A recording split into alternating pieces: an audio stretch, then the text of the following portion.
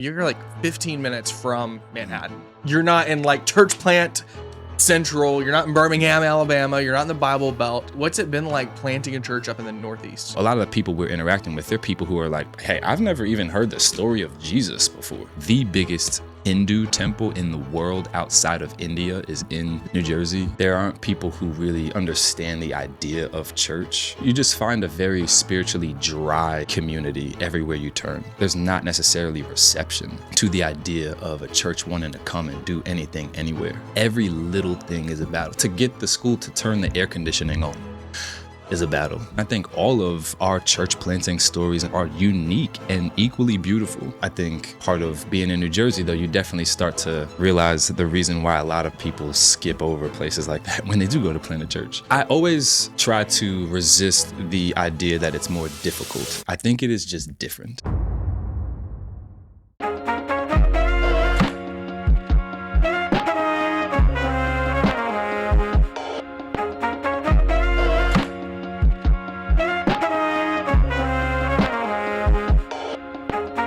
Welcome back to the ChurchCandy podcast. Today, I'm sitting down with Pastor Brandon Cobb, a new church planter all the way from Hackensack, New Jersey, Eden Church. Let's go. Yeah, man. Jersey in the building, you heard? You guys are out here, man. Yes, sir. Man, thanks for coming down to Texas to be on the pod, man. Thank you, man. Yeah, it means a lot to us, to me and my family and our community. That's awesome, man. That's awesome. Love what you guys are doing out in Jersey.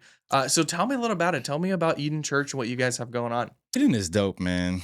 Eden is the newest and one of the fastest growing churches in North Jersey, particularly Bergen County. And we're situated right there in Hackensack, like you said. And Bergen County is 1 million people total population, and it's the county that borders northern Manhattan. So very similar culture, but also distinctly different, you know? Yeah. Jersey is one of those places that is just, I think, overhated and underrated. And so Eden Church, we're all about showing everybody that Jesus loves Jersey. And so our motto is actually, we take care of Jersey because Jesus loves Jersey. You know, 1 Peter 1:8, we can cast our cares on him. And so we're just on a mission to really prove to everybody that like God cares for even the meanest person on a turnpike today, you know?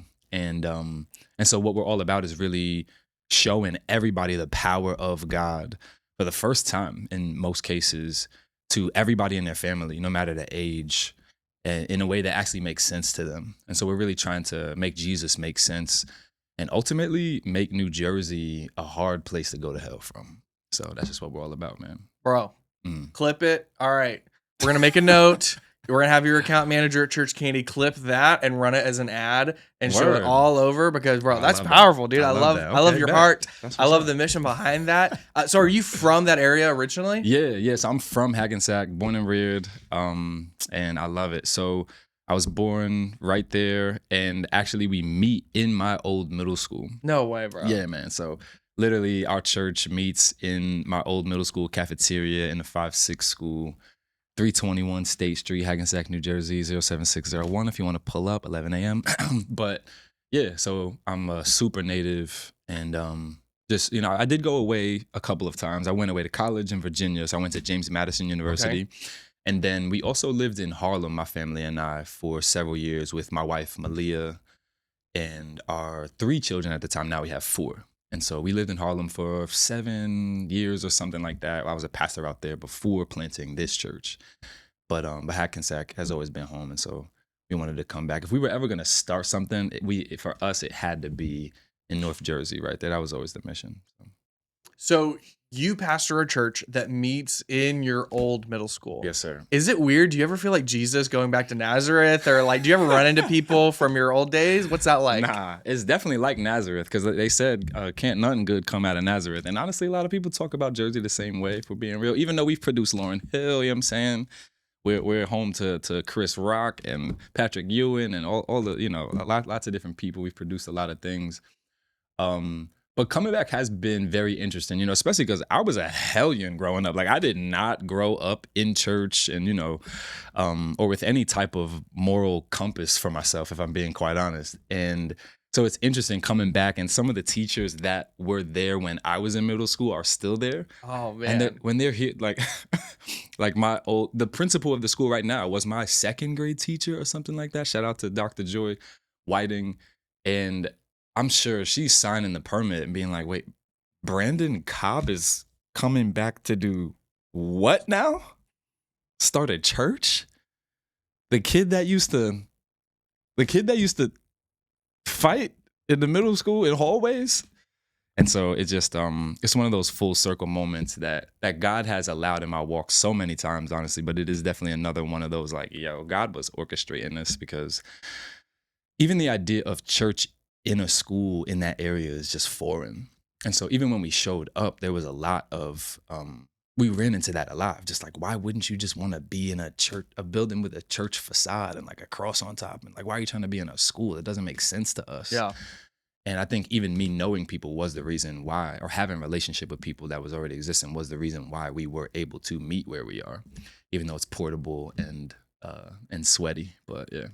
So. Yeah, man. I mean, obviously, New Jersey, you guys are, I looked up, you're like 15 minutes from Manhattan. Mm-hmm. And you're not in like church plant central. You're not in Birmingham, Alabama. You're not in the Bible Belt. So what's it been like planting a church up in the Northeast? But really quick, before we jump into that, pastors, I'm going to ask you a question. Can your church handle more new guests? If that answer is yes, then I want to tell you about ChurchCandy. See, at ChurchCandy, we help churches get more new guests on Sundays by running their Facebook and Instagram ads, inviting their city to church. We are on a mission to connect 1 million people to a local church, and so far, we have already connected over 250,000 people to churches all across the country, and we would love to send people to your church as well. Imagine all the people that drive by your church every single day that want to grow in their relationship with the Lord, that want to be plugged into a life-giving church community, but they have no idea that your church exists. We want to get them connected to your ministry. So go to churchcandy.com or hit the link below in the description. I'll also pin it in the very first comment so you can schedule a call with the ChurchCandy team, learn more, and see if we would be a good fit to work together. Now, back to the podcast. I always say it is people, man. I always try to resist the idea that it's more difficult. I think it is just different. A lot of times people are like, church in hard places. And I get it. That sounds cool. But I think, at least as far as my desire to contextualize the gospel is concerned, I don't know that that helps me actually serve people well. If I'm like, I'm doing church in a hard place. And it's like, okay, is that how other people around you see it? People who have spent their lives there, third generation, fourth, fifth, sixth generation, been living there, do they see it as like, my family lives in a hard place? You know what I mean? I don't think they say that. And so I always try to resist the idea that like the Northeast or even, the Northwest, which I've never lived in, but I hear a lot, is like harder. I think it is just different. And it just comes with a different story. And I think all of our church planting stories and all of our stories of being on mission for God in the places that we are on mission for God are unique and equally beautiful. And I think part of being in New Jersey, though, you definitely start to realize the reason why a lot of people skip over places like that when they do go to plant a church. And you just find a very spiritually dry community everywhere you turn. There aren't people who really understand the idea of church truly, or they might have preconceived notions, presuppositions about church that prevent them from ever wanting to interact with it. But that's about as far as it typically goes. And so a lot of the people we're interacting with, they're people who are like, hey, I've never even heard the story of Jesus before. So we're studying through Matthew right now as a church, and there are people just going, yo, wow. I never realized all these things. I didn't realize these people. I didn't realize Jesus' family was like that in genealogy, and I didn't realize like this was talking a lot about his family. His parents were involved, and then like his cousin is weird, and in the woods eating locusts and talking about repentance and all this weird stuff. And then and then he pops on the scene. Like there are a lot of people who just didn't know. There are a lot of people who just don't understand what a lot of people would consider basic things about Christianity or the Bible, and so. There are so many people that Eden Church is their first church ever. And I love that because then I know 5 years, 10 years from now, we'll be able to look back and go like, yo, that person, everything that person right there knows about the gospel and Jesus and God, they learned at Eden Church. With that as well, that's the beautiful side. The more challenging side is that there's not necessarily reception to the idea of a church wanting to come and do anything anywhere. So literally every little thing is a battle. To get the school to turn the air conditioning on is a battle. To be anywhere, it is just like it takes several conversations, and everyone has a gross misunderstanding of separation of church and state, which I can go on. It's just yeah. Let's talk about it. Let's talk about it. Yeah. No, everybody in New Jersey, and I know I use strong language, but I genuinely, it's a lot of people who, even in like political power, that have a gross misunderstanding of the separation of church and state, which is a phrase that is not in the Constitution, actually. So the separation of church and state is actually based on the Establishment Clause, which was written to protect the free exercise of religion by separating it from the state, because in the past, in other places before America was founded as the nation that it is now, there were a lot of people who had come from nations where the church and the state, or religion and the state in other places, it wasn't the church, were married together, and then that resists other religions from being able to operate.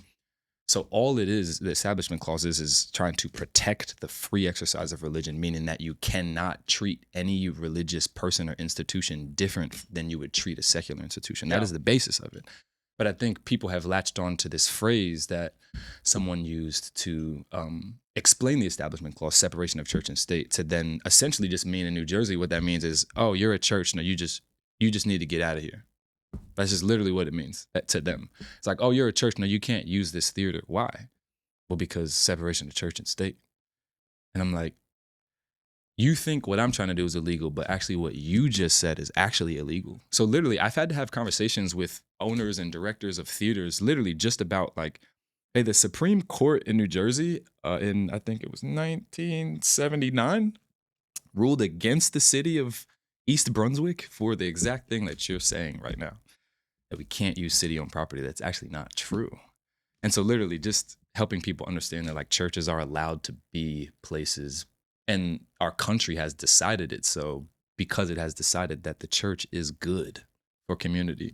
And even just nonprofits in general are good for any community that they're in. That is established in our law. But again, I think I can go on and on about that. But that's just the basis of what the climate is for church activity in New Jersey. It's not very kind or helpful. Yeah, what other kind of pushback did you guys see that might be cultural or political that other church planters in other parts of the country might not see? That's a great question. I think that's one of the biggest things. It's just the lack of familiarity with church. And then I think also in Bergen County, we're one of the few counties in the country that still has blue laws, which means that everything on Sunday that's considered retail is closed. So you're not allowed to go to Costco and like buy a t-shirt. You can buy food, but you can, or like all our malls are just completely shut down except for the restaurants. Or all our main streets, the clothing stores or whatever, like it's all shut down. I've never even heard of this. Yeah. And so on Sundays, and a lot of people think it's actually because of the church, and it's actually not. It's actually because of traffic. But a lot of people just associate it with like Sabbath and the idea of Sabbath. And then people think that, the Christians are trying to like push Sunday Sabbath on people. And like, we don't go to church. I think Bergen County. Bro, I'm trying to go to H&M after church, dude. Not even, no. I think Bergen County is 4% Protestant. It's more Jewish than anything, truly. And it's just one of those places that, but a lot of people, again, it just creates another weird presupposition to church. Like, yeah, church is about doing weird things like blue laws. It's the reason why we have that. And it's actually not.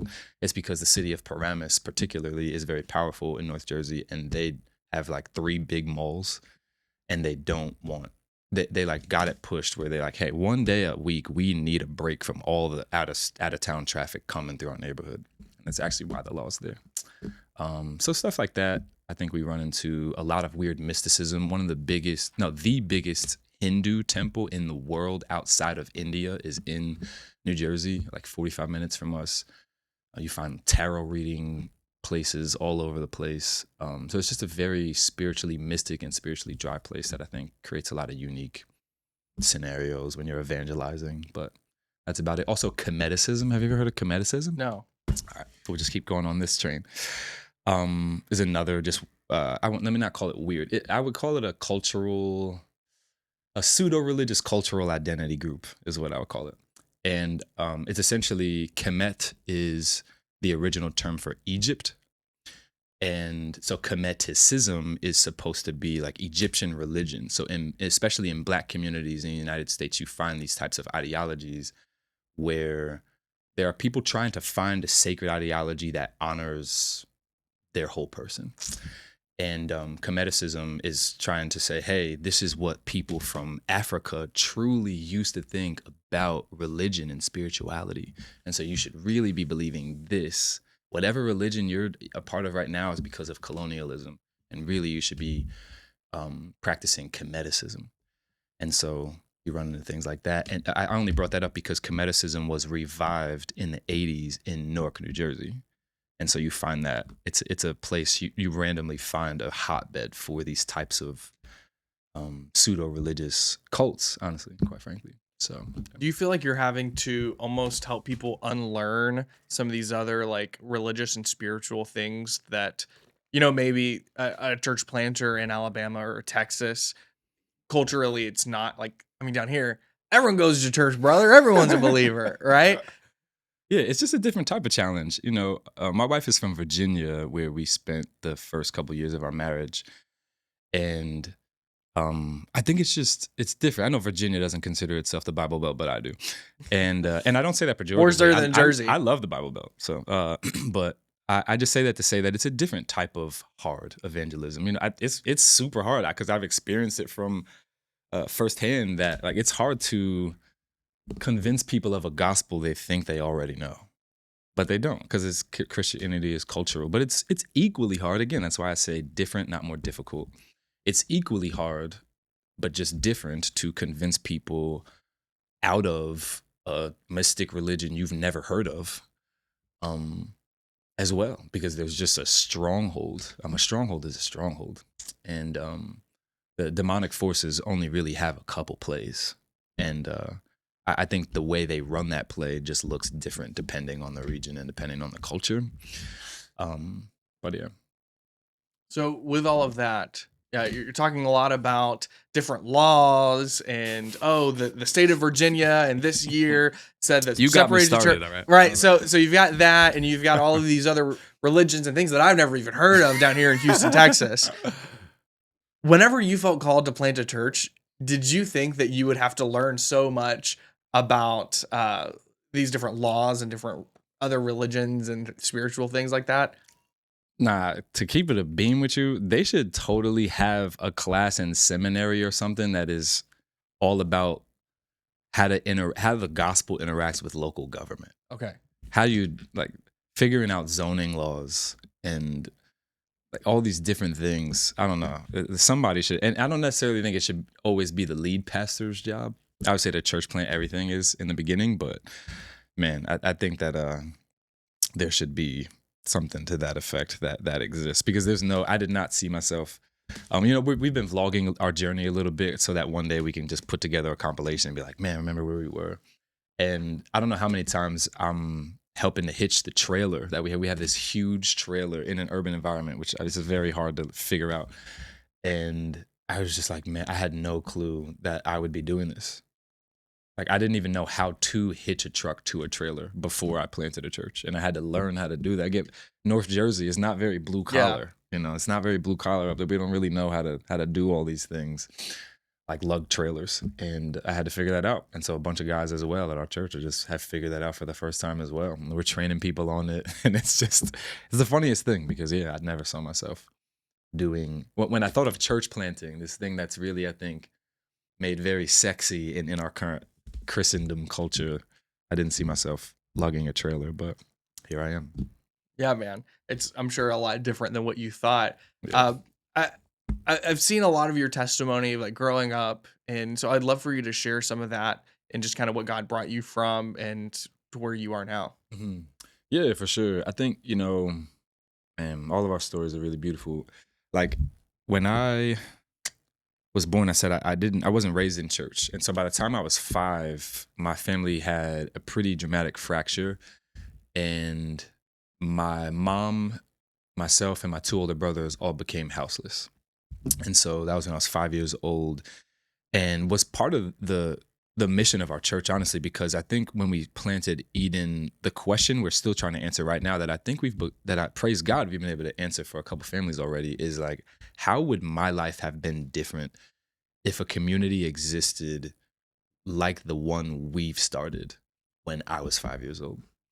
And I like to think that we're answering that question for a lot of people right now.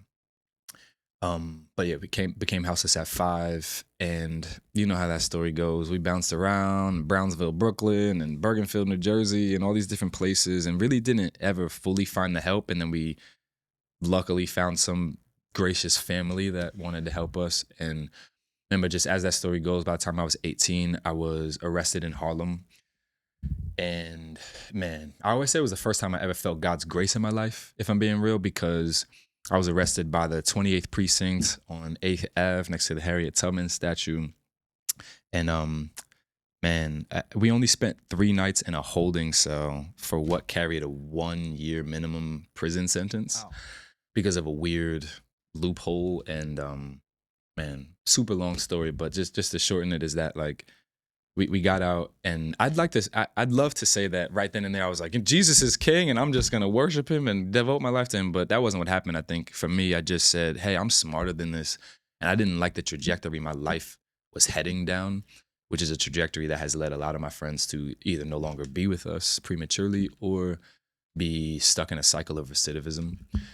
And I just was like, yo, at the time, being an arrogant 18-year-old, just like, hey, I'm too smart for this. And so I'm gonna turn a new leaf and figure it out. And I just started trying a bunch of better things, and just briefly unraveled the life that I was a part of. And man, one of the things I tried among many, many things was church. I walked into this National Baptist Convention church called Community Baptist Church in Inglewood, New Jersey. And I responded to an altar call that day.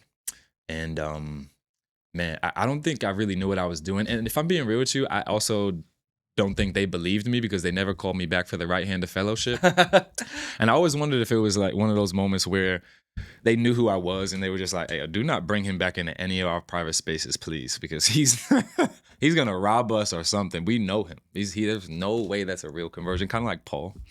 That, or knowing what I know about like church staff culture, someone just dropped the ball and they were supposed to, and probably that's more likely what happened, but that's not funny though. You would like to believe part of your story arc is like, bro, they didn't believe in me, but look at me now. No, I just say that because it's funnier. But but I didn't know what I was doing when I did that day, taking those few steps down the aisle. But I really believe, looking back now, that God honored those few steps of obedience. Because I went away to college, and just the way God orchestrated young men specifically in my orbit, in football and in working a part-time job and in my classes and all these things, looking back now, it is so obvious that the hand of God begun to move with way more velocity in my life from that moment on. And yeah, here I am, still just trying to take few steps of obedience at a time. Yeah, man. So how did you know that God was calling you to plant a church?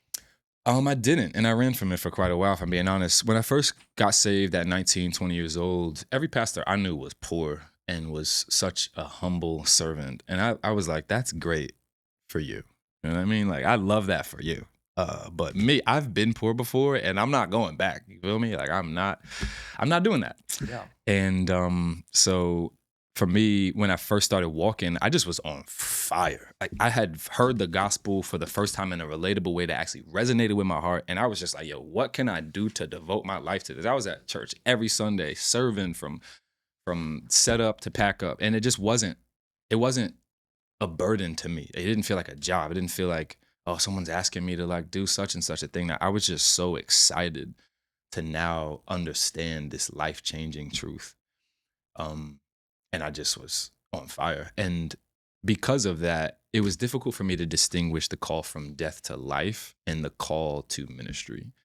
Because pretty early on, my church planting church that I was a part of started affirming leadership qualities in me. And I'm like, all right, I'm going into either medicine or business or something. I was in college, and I'm not doing none of what you're talking about, because y'all are, I love y'all, but y'all broke. And I'm not doing that. And So I think just little by little, I began to just trust the people that I called my spiritual overseers and my spiritual shepherds and spiritual fathers in the faith even. And yeah, I think I just kept on taking, like I said, small steps of obedience and listening just little by little. So I still, again, ran from it for a long time. I went into the corporate world. I worked at different startups in Manhattan, and I did a whole host of things before I planted a church. But I think just taking little steps along the way, trusting people who were affirming things in me, like, okay, I'll take a seminary class here or there, until I wound up getting my degree, or okay, I'll accept a board position at this church. You know what I mean? I'll be a lay elder. Yeah. And then even I left the corporate world to become an executive pastor. Like I'll take a more comfortable pastoral role before I really take the one I know God was calling me to all along. It was always that from the moment I was saved, God put North Jersey on my heart with an unshakable burden, and I just ran from it for a while. But then it got to a point in 2023 or so where I literally woke up after many prayers and just told my wife, like, yo, we're gonna plant the church. And yeah, I don't want to get overly mystic on you, but I really did believe that I had a vision. And yeah, we just started moving from there, and the Holy Spirit already had a tailwind ready, pushing us way faster than we wanted to go. So yeah, tell me about that. What was it like in the early days? You and your wife, like, all right, I've got this vision. What are some like practical steps that you guys took to get to where you guys are now? yeah. So my typical getting things done paradigm is, okay, you have this big thing you want to do. The first easy thing to do is, who can you tell? Who can you tell that will help you or help you think through it? And so the first thing I did was, obviously I told my wife, and then I told my lead pastor, Jordan Rice, who's the founding pastor of Renaissance Church in Harlem, New York, where I was executive pastor. Shout out to y'all. And so that was the very first thing I did, was just talk to Jordan about it. And I'm so thankful that at that time, being his executive pastor, I could trust him with this information. Jordan and Jessica Rice are some of the most generous and kind people that I know. And I just, looking back, that could have been so toxic. Yeah, I know so many executive pastors But so many executive pastors would not dare to tell their lead pastors that they're feeling called to plant a church. Right, exactly. And it's like, you mean you're feeling called to plant another campus for us, right? Yeah, or something. Or yeah. Plant another ministry within our church, maybe, is what you... But no, there was none of that, because that's just who I've always known them to be. And I'm so grateful for that, looking back, because again, I haven't had that many church experiences, honestly. And I'm just so grateful that that was one of my two, being with them. And so again, that was the first thing I did. And then we talked with a couple people he knew from Orchard Group. And then honestly, the rest, they kind of got it, a lot of the rest from there. Yeah. And so once you guys were in that stage where you needed to get people bought into your vision and say, like, hey, I want to be a part of Eden Church, I want to make this my church home. I'm assuming you guys started to build that launch team, right? What was that like, trying to sell the vision of a church to people that didn't really exist yet, as far as like meeting on Sundays? For sure. No, it was really difficult, especially because, shout out to Harlem, but Harlem loves Harlem. You understand? So where we planted from, where we were sent out from, is about 7 miles, but it's separated by a river and a very hefty toll. And so that just creates a big barrier. And then there's also a cultural clash between New Jersey and New York. And so the idea of building a launch team from a church in New York to go to New Jersey is just, that's a fantasy. And so we have a lot of support from Renaissance, like so many, but like we weren't able to truly build like a, like, oh, all right, let's get our like 20 best friends or like 20 people in our community group or whatever, and then like get them to move across the bridge or come with us for 6 months. There was none of that. It was just like, hey, we have this little Bible study we're going to do for a little bit. And like, I think 1 or 2 people from that are still at Eden Church today consistently. But we really had no team. So like January 2024, it was really like my wife, myself, and our 3 kids at the time. We just hit the ground running, trying to figure out how to create that groundswell from people who were already in Jersey. And so it was a pretty fun time, if I'm being honest. It was a lot of just, which is like, again, in my bag. Like I love starting things And so just being in like an empty, like I see this vision, but we literally have nothing. So like trying to figure all of that out I love that. I really do love doing that. And so if I'm doing the math correctly, did you guys have a baby like around the same time you planted a church? We sure did. That's the best way to do it, isn't it? That's Bro. what I always hear. Because you just do all the things at once. A new church. You're just birthing all the things. Birth a new church, birth a new child. We also moved, so we bought a new home, kids in new schools. We just figured we'd do it all at once and slap all the stress together. So with that, like, how do you manage, like, as a father, as a dad, and a husband? Because even me, like, as an entrepreneur, and I serve heavily in church, I gotta balance, being a good dad, being a good husband, running the business. I would imagine as a church planter, if you have just as much, if not more, of that. Probably more than me. Actually, no, you definitely have more of that than me trying to balance, because then your personal life with your friends and community is also kind of the church life too. And like, how do you balance planting a church and being a dad, especially with a brand newborn baby? That is a great question. How do you balance that? Get up at 4:30 a.m. So you can actually have a relationship with God. I think, man, the way I always look at it is fruitfulness, like really paying attention to the fruit of everything you do. One of my good brothers, Anthony Fleming, who is the lead pastor of Church Alive in Lyndhurst and Rutherford, New Jersey, has a book called Transform. That's all about, it's all about manhood, but specifically how you transform your day to transform your life and transform in your morning. So I genuinely believe you have to have your priorities straight and in order. Read that book though. This is not an advertise for my brother's book. We'll drop it. We'll drop it down in the description for everyone. Great book. Yeah. Solid book, especially if you're looking for curriculum on manhood. He's got it for sure. But I think really for me, I think it boils down to watching the fruit. What is the fruitfulness, and like what are my actions actually producing in my home, in my community, and so forth. I think about it like was it Thomas Edison? Thomas Edison, which not a lot of people know, actually lived and died in West Orange, New Jersey, the inventor of the light bulb, etc. And he opened his very famous Thomas Edison opened his famous invention factory in West Orange, New Jersey in late 1800s. It was like 1887 or something like that. Don't quote me. Google it. ChatGPT it. But he opened this invention factory, and it was this beautiful, big, estate really. And what was cool is people would, ride their horse and buggy or whatever up into the little dirt parking lot. And then there was this beautiful road that led up to the factory for all the people who worked there. And every day they all walked that path, but he got to park like right up at the front door, you know what I mean? And so he didn't have to walk that path. He's got that lead pastor parking spot. He had that lead pastor parking spot, you heard? And but one day he decided to go park in the lot and then walk. He's walking this beautiful trail. It's a short trail, but it was beautiful. And he sees in the middle of the trail this huge cherry tree. And he was like, this is hilarious. Somebody probably planted this. And so at the first thing in the morning meeting, he just stops everybody. He was like, when were y'all going to tell me y'all planted a cherry tree back on the trail? And everybody just looked at him confused. They were like, Tommy, my guy, we don't know what you're talking about. Cherry tree? And he was like, I know I'm not going crazy. I walked your path this morning and there is a tree. Like, I'm not mad. There's a cherry tree. Am I bugging? There's a cherry tree back there. And they were like, we've never seen a cherry tree. And I think one of the things about church planting for anybody, but especially church planting with small kids and a bunch of other things to manage and family to manage and sudden tragic loss, which we've had to manage along this journey as well.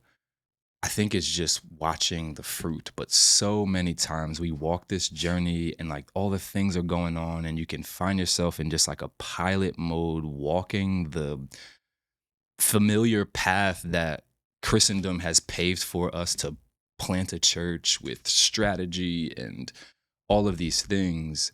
And I think you can just miss the fruit. You just fail to pay attention to the fruit. But like, man, John in Matthew 3:8, I think it is, early in chapter 3, said something to the effect of, produce fruit consistent with repentance. And I think that's at the beginning of that gospel. I think that is the crux of what we're doing in life, is to be producing fruit consistent with repentance. And so I hope it's not too abstract, but that's just the way I look at it, is like, there's a million bajillion things going on. Okay, what is the fruit of what I'm actually producing?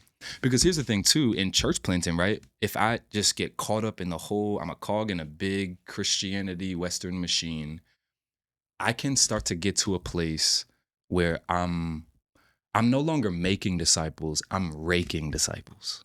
And I think that is the byproduct of getting caught up in the wash of all the things going on planting my church, that I'm actually no longer truly making disciples in my home.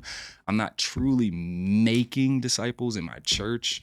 I'm just raking them. I'm raking my children and not making them, hurting them. I'm raking disciples, maybe from other places, because we're the cool new thing happening in Hackensack, right?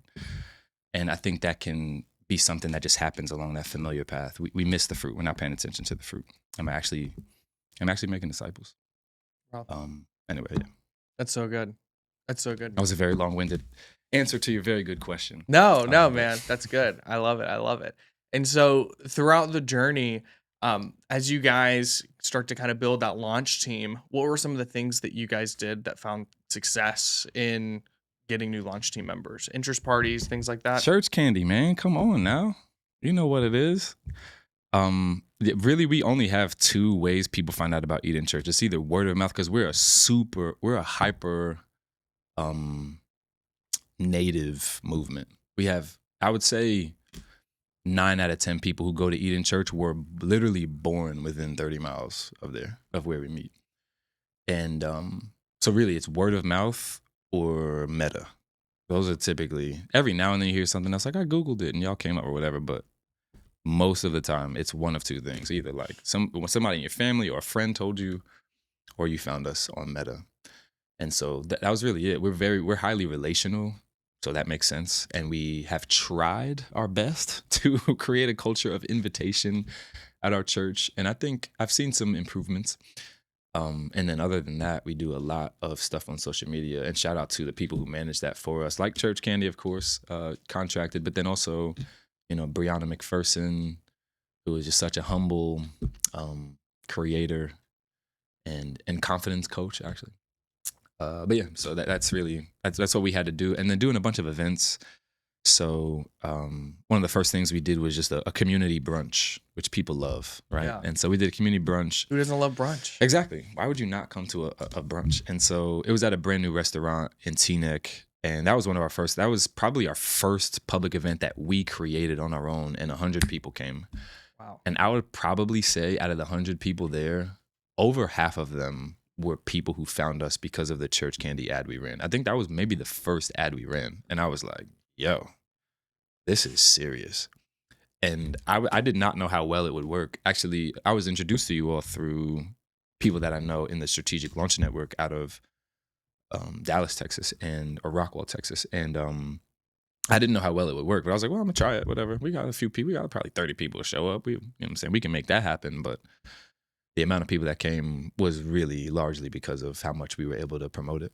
And actually getting people to not only just like a post, but convert into actually physically showing up and being engaged. And it wasn't who you would think either. There were a lot of seekers. I mean, the conversations I had that day still stick with me and have really driven our mission. There were people who were like, hey, like I came to their table and they're like, yeah, I don't really want a whole lot. I don't really know what's going on with all this Jesus stuff y'all talking about, but what you all are doing looked cool and meaningful. And so I'm here. And I'm like, that's great. We love that. You are welcome here. We will continue to walk with you. So anyway, that was a lot of stuff. We did a lot of events, and honestly, selfish events, if I'm being real. Like, I like brunch, you know what I mean? So I'm going to do that. Or like we did an NBA Finals watch party. Yeah, man. We did a lot of stuff that my family would enjoy doing with other people. And yeah, so we found out a lot of people that way. Yeah, and then so ramping up to launch Sunday, what was that like? It was a sprint for sure. So ramping up to launch Sunday, we had our whole cadence, our strategic launch cadence of events and then team meetings and events and team meetings, and then our pre-launch services that we did. Or really, we only did one pre-launch service. So that's something I would not do. I would totally do more than one pre-launch service. All right, future church planter, write that down. More than just one pre-launch. Don't rush it. You must do more than one. At least 3. At least I think 3 is like the standard average. I would, if you could, do more than 3, because there's always something else to figure out. You're never ready to launch. So the more repetitions you can get, the better. But yeah. And so going into launch Sunday, how many people did you guys see there? What was the response like? What did the fruit look like from that? Yeah. So launch Sunday, I think we had 225 people, which in Hackensack, New Jersey is Pentecost. You know what I mean? But yeah, we had 225 people at launch, and I want to say we had 24 faith decisions that day. And yeah, had 250 at Easter then, and had over 100 faith decisions that day. So we have a really high percentage of people that we are like introducing to Jesus for the first time ever. We've already baptized 35 people, which is a very high percentage for the size of our community. We don't average 200. We average more. I don't even know what the exact numbers are. What I do know is that we have 1,749 people in our planning center people instance as of this morning, which testament to y'all, I honestly would say over 600 of them are like ChurchCandy people that we interacted with there, which is incredible. So what's that, over a third? Yeah, like 35% or something like that. Bro, that's awesome, man. That's fire. That's awesome. Fire. A lot of Instagram comments on ChurchCandy ads or my social media is, bro, this is just transfer growth. Like you're just stealing people from other churches. And there might be some of that, but for my experience, a lot of it is that's not the case. It's, people that don't have a strong relationship with God. And so what kind of fruit have you guys seen from people that found your church from ChurchCandy's ads? Man, I got some stories I can't even tell. They're so deep, stories of redemption from people that we met because of things that we did on Meta, specifically with ChurchCandy. One I will tell is, man, the story of Sarah Jakes, which is incredible. So we met Sarah after we ran our first ad that I talked about with the brunch. She interacted with us then, but then the first time we interacted truly, like with words online, I was actually mortified because she corrected us slightly, and I was like, link in bio, connect card or whatever. And her first comment was, "Oh man, this looks so great, but there's nothing in your bio. Okay, can I get that link?" And so, but in true Sarah fashion, to spoil her story, she actually wound up becoming our operations person. So, bro, she was ready. It makes a lot of sense. She's like, you guys don't have it together. It makes a lot of sense. But what's cool about Sarah is I would consider at that point a seeker who was interacting with a mentor of hers from out of town, and her mentor was evangelizing her, and she was beginning to be like, yo, Jesus actually might be the way, the truth, and the life for the first time ever. And then around that time found Eden, and then needed to find a local church. So I would say 2 months after we interacted online, she wound up coming to something. 3 months after that, she was baptized. And then roughly 4 or 5 months after that, we hired her on staff. It's huge, man. Which is insane. And all because we met her online, running ads. And so I think it's just really beautiful. We have so many people like that we've met. We've baptized several people who we met. So I definitely would say it's not just raking disciples like I talked about earlier. We truly are making disciples together, which is what's so dope about it. How did you come up with the name ChurchCandy? I have to ask this. Yeah, man. Yeah. So what's funny is I, for years, worked at my dad's company, and it was a marketing agency for chiropractors. So my dad used to work for a chiropractor. This was back before social. He would go and do their marketing at local events and local farmers markets. He would set up a booth for the chiropractor and try to get leads for new patients or whatever. And so he just fell in love with the chiropractic profession. and he wanted to start a podcast. And he started before ChatGPT was around. He went to like business name or podcast name generator.com or whatever. And was like, I want to start a podcast about chiropractors, and was trying to find a name. And ChurchCandy came from that. And then he ended up monetizing that platform that he built with his podcast by starting an agency, running ads on Meta for these chiropractors. So good. And at the time, I was in Bible college, and I was like, Dad, I do not want to work for you. Like, I was like, I want to do my own thing. I'm Mr. Independent. Sure. We all know 18-year-olds. We all did. They know what's like when best, you turn right? 17, you actually do know better than your parents. Yes. It's statistically proven. Yeah. So I was like 18, 19 in Bible college. And my dad's like, hey, man, like, I really need some help with this. Like, we have like 20 or 30 chiropractors that I just need some help with. I was like, Dad, I'm not going to do that. He's like, I will pay you $50 to build this landing page. And I was like, $50?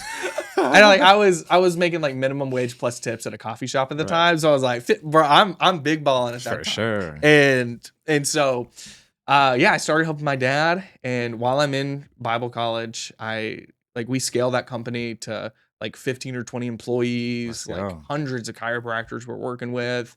And because I was the first hire, like I trained the next person we hired. And then I just naturally started kind of leading the team. And so I was like my dad's right-hand man. And while I was in Bible college, I just felt the Lord say like, hey, everything that you're doing for these chiropractors, like the local church needs that. And I was like, let's get it. And ChurchCandy, ChurchCandy. I didn't really ask. There was more of like a ask for forgiveness, not permission. Whenever I like bought ChurchCandy.com and registered the LLC, and my dad was cool with it, and luckily he's super supportive. And yeah, man. So that's where ChurchCandy kind of birthed from. That's a great story. Yeah, I'm glad I asked that. That's a great story. And that makes it make way more sense for sure. Because the first time I heard it, I'm like, ChurchCandy. I'm always so specific about the language we use. Yeah. And so even sometimes I'm always like, I don't know what people would think about that. If I, like, you know, like, so a lot of times people are like, man, that ad you ran was so helpful. Like, I felt like God was speaking to me. Like, how did you do that? And I was like, oh, we have, you know, an agency that helps us. I do such a great job. And I'm always like, should I use the name ChurchCandy? And so anyway, it's helpful to understand this. No, it's not like I'll have people. Dude, I've had people like ChurchCandy. Like, why would you call it that? Like, and I'm like, what do you? Like, people are upset, and like, there's just one guy in the comments of like an ad we were running. He was like, ChurchCandy, like are you referencing like eye candy, like talking about like degrading a woman, like and like sexualizing her? And I was like, no, not at all, bro. I think you have like. That has nothing to do like where we came up with it, like, and now we're too far into like, because like I've heard the story of how you guys came up with the name of Eden and like New Jersey being like the garden, and like it's beautiful. I was like, bro, I was like, because at first, like when I started, my pastor when we planted our church, I was doing all of our ads, and then he started coaching some other church planters and was like, hey, you should connect with our youth pastor. Like he helped us with our ads, he could help you too. And so at first it was just Brady sticker running ads for these church planters. Right. And then I was like, okay, I can't do this myself. I need to hire people. And then it was like, all right, it's a side hustle. I need to get serious. And then, yeah, no, I respect that. That's good. Yeah, man. I love that. And I'm actually sometimes glad that I don't personally know that Christian world that would get mad, like physically upset at the words ChurchCandy. No, but I can see they were literally like, I would never work with a company named ChurchCandy. And I can see it though. Like even though I don't understand that thinking, I can see it, which is why sometimes even I'm like, it's a marketing agency. Because I don't know where this person's come from. Like, are they a part of that world I don't understand? They're gonna make this a weird conversation. And like like we've had conversations like, should we? Because it's not like sure the name's cool. Like I'm not like, you know, one of our core values is mission over method. So I'm not just like, oh, it has to be ChurchCandy. Like this is like, for sure. Like we've weighed it. Like should we like rebrand? Like come up with a new name? But like we're so far into it. Like, we've worked with over 1,000 churches. Like it's a lot. Do we really want to go through that process? And so no, that's a lot. We're rocking and rolling with it now, man. That's a lot. And I mean, at this point, we have so many people from ChurchCandy, we've thought about renaming from Eden Church to Candy Church. I don't know if Bro, get out of here. We just talked about our board just talked about it last week. That's so funny, bro. Man, this is huge. I love what you guys are doing. Let's say there's a church planter out there and they're planting in a hard place. Yeah, hard. Or they're church in hard places. They're planting in a unchurched, non-Bible Belt city. Sure. Right? Elevator pitch. What different, not more difficult. No, sorry. Yeah, different, not more difficult. But what's some elevator pitch advice that you would give to them, but maybe they might not have touched on during the pod, or that you did touch on, but just to reemphasize? That's a tough question. Can I curse on here? No, I'm joking. I'm getting too comfortable. Sorry. Man, I think I would just say contextualization. And that term is slightly overused, so I do need to clarify what I mean. I think contextualization is so important, especially if you're going to reach the area that you're even from, like me, or you're parachuting into, which, again, I think both can be effective, which is obvious from history. But I think contextualization is king. If you're really going to reach the area and not just, I think a lot of churches are being planted in flagship places where a lot of people are moving to always. There's always, Bergen County is always one of the hottest real estate markets in the country. And the same, I'm sure so many people can come on here and say the same thing about their home. So there's always a lot of people moving in. And I think it can, and it's one of those things, again, as far as the fruit of, is your mission truly contextualized to reach the native in the area? Yeah, the felt needs in that city. 100%. And so the way I look at it is, Proverbs 21:22 says, a wise man scales the city and brings down the strongholds in which they trust. And when I think of the idea of contextualization, that verse is literally written in stone in my mind, because I think that is what church planters need to be doing before any other thing. Understanding what the strongholds are of the city and bringing them down with the gospel of Jesus Christ in two different ways. One, I think that the church planter needs to be thinking through what moves people in the area, what drives them, so that you can get to what ails them. Because I think we need to understand what drives people in the area and then show them that the fullest hope that can come from that thing that drives you is actually found in Jesus Christ himself. Like seeing what the common heart is, and also sharing that heart with them from a biblical perspective, and showing them, yo, you like this thing, you want this thing for this place, and I see this thing in this place too. But it's because the Bible drives me, and actually the Bible gives me such a more holistic vision for what this could be for me and everyone around us. And I think that just automatically makes you someone who can go walk into a coffee shop and talk to that coffee shop owner, and they started that coffee shop for a lot of the same reasons you're starting that church in the same neighborhood. Yeah. It's because you want to see beauty in this place, and you saw something. Like in New Jersey, one of the things that really connects us all is that New Jersey is overhated, and we're tired of it, honestly, a little bit. And so I think it's one of those things of realizing that Jersey does have nice things and can continue to have nice things, and just wanting to do beautiful things in the neighborhoods and the hoods that we're from.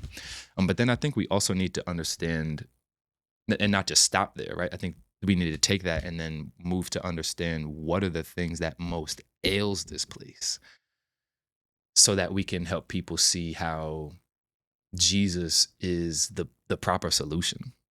Like finding out what drives people, so that you can show people that Jesus creates the fullest hope, and then finding out what ails people, so that you can show them how Jesus creates the fullest healing from it. And then showing how the gospel inoculates people of those spiritual diseases that they have. Anyway, I say all that to say, in a very nerdy way, contextualize. Don't be afraid to spend the hard time meeting with pastors who came before you in the area, because you're definitely not first if you're in America or any Western world.